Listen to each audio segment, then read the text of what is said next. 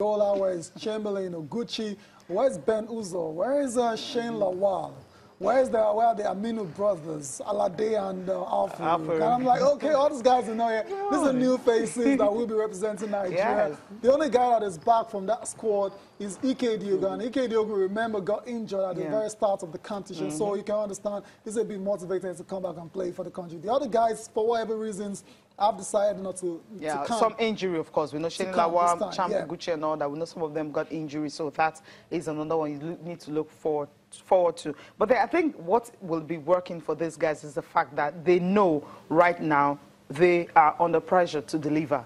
I mean, the guys who want it are not here. They are here. So they will also want to prove a point that, look, they can do it. Another thing is, if you check, we have so many talent. We have Nigerian basketballers almost everywhere. In Europe, USA and all. So you can actually have 30 or even 50 different players. I mean, you just have to choose the best 12. But what you're saying, have consistency. That's what you're worried about. Yeah, it's about consistency. It's about continuity. It's about the talent level. You know, that's how it's not. You feel it's not the same. I'm not saying it's not the same. I'm just saying, we don't know yet. We're gonna have to wait and see.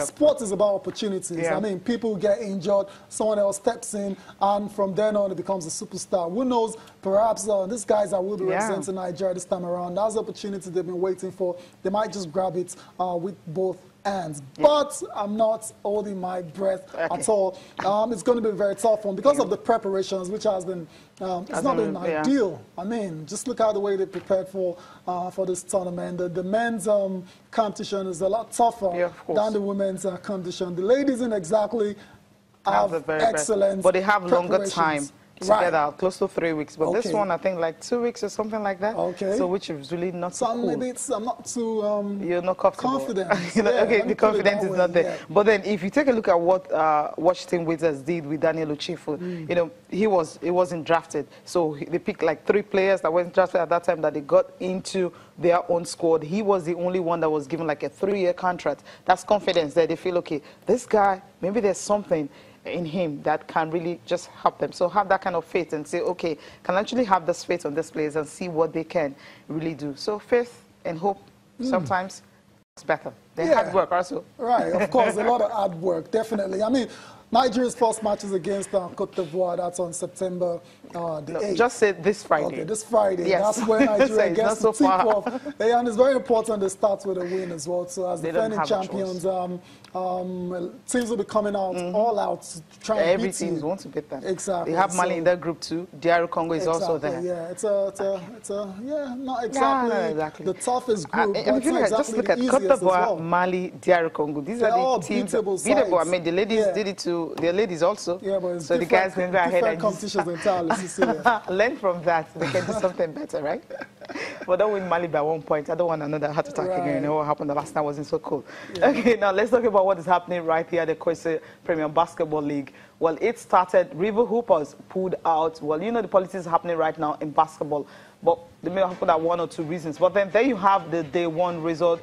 Gombe Bulls and Nigeria Customs. Gombe winning 87-68 by as much as 19 points. Koro Falcons, their coach is the assistant coach of the D Tigers. I wonder how they're coping without him. You have Plateau picks 74-67. That result shows that they're really coping well.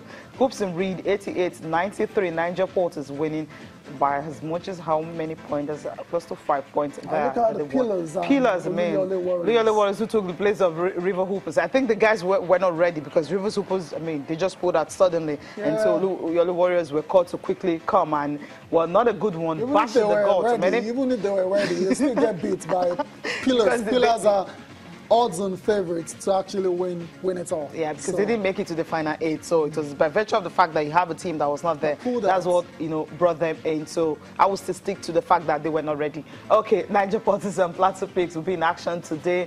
Kwara Falcons and Hoops and Reed will also be in action. Loyale Warriors and Customs will also be in action. Hope they can, you know, bounce back from that comprehensive defeat to win this one. Gombe Bulls and Kano Pillars. I think that's the game everyone will be looking forward to.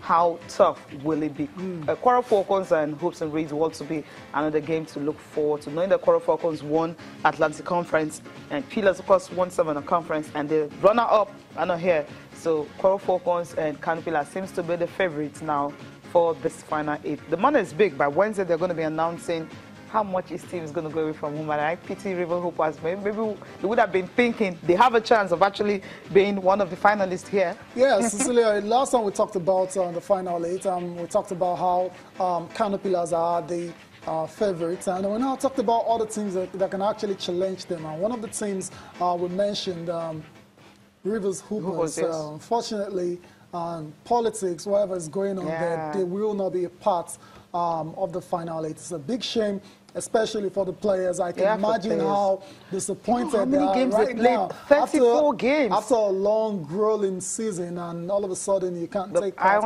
in the main events. It's sad. Shame, yeah, it's sad. I mean, it is what it is. It is what it is, yeah. I mean, when I read the story, I was like, come on, what's happening? Just let the players play. That's what is important. We're talking about the players now. I mean, the Tigers, after the dominance and all that, everyone is focusing on them because of what they did on the field of play and all that. So, well, yeah, all the best to the other teams that are participating in this competition. Let's take a break from basketball now. Let's do a bit of boxing. And if you've been out there waiting for the rematch between Jeff Horn and Manny Pacquiao, I'm sure you know it's not going to happen again because Manny Pacquiao is pulled out due to government commitments. Manny Pacquiao is a senator in the Philippines. You can understand that it's a very tough balancing act. But I was looking forward to watching this match again, Cecilia, because the first one was very controversial. A lot of people, pundits, still insist Manny Pacquiao clearly won the fight, but the judges and the WBO says otherwise.